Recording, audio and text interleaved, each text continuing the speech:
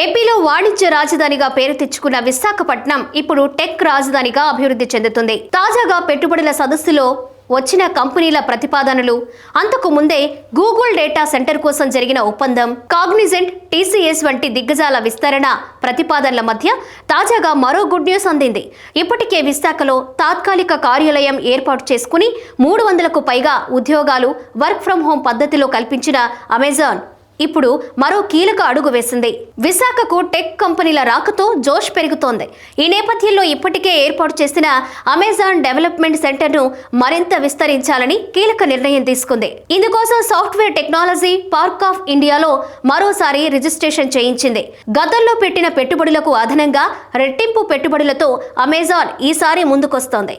దీంతో పాటు భారీగా ఉద్యోగాల కల్పనకు అడుగులు వేస్తోంది. ప్రస్తుతం విశాఖలోని సిరిపురం వద్ద తాత్కాలిక కార్యాలయంలో 300 మంది ఉద్యోగులతో కార్యకలాపాలు సాగిస్తున్న అమెజాన్ సంస్థ రాబోయే 3 ఏళ్లలో దాన్ని విస్తరించి భారీ ఆఫీస్ ఏర్పాటు చేసేందుకు సిద్ధమవుతోంది. ఇందుకోసం ఎస్టీపీఐలో రిజిస్ట్రేషన్ చేయించింది.